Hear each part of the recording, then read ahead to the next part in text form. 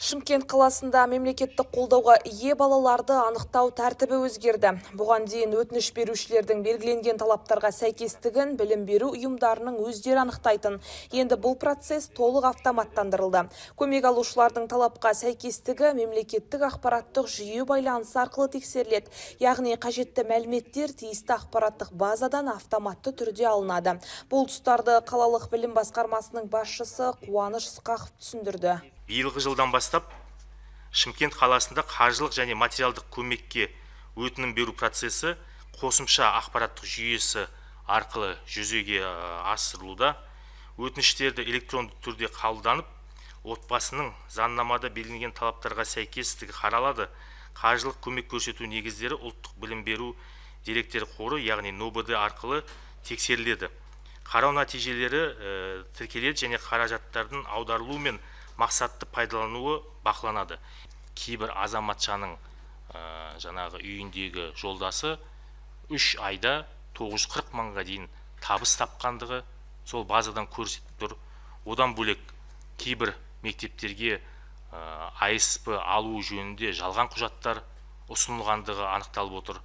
Бас педагог білім беру ұйымдарында оқушылардың әлеуметтік мәртебесін анықтау кезінде бір қатар кемшілікке жол берілгенін айтты. Соның салдарынан тиісті талаптарға сәйкес келмейтін балаларға бюджет есебінен көмек тағайындалған. Дәл осы жағдай Шымкенттегі оқушылар санының өзге республикалық маңызы бар қалалармен салыстырғанда айтарлықтай артып кетуіне себеп болған. Бүгінде жүйеге жалпы 78.543 өтініш келіп түсіпті.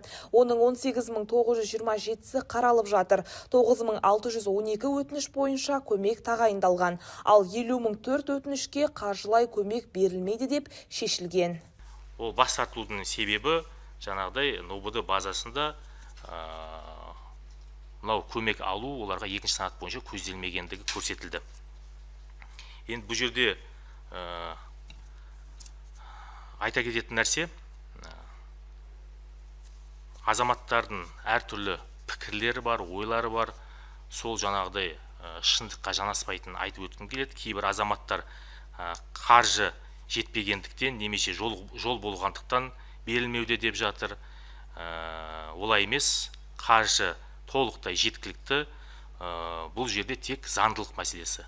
Заңды түрде алынуы тиіс.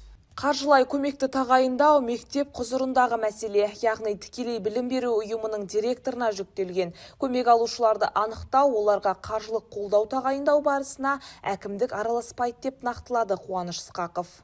Нұрай Жылқыбай, Руслан Насиров, Олжас Құдайбергенов, Әділет телеарнасының жаңалықтар қызметі.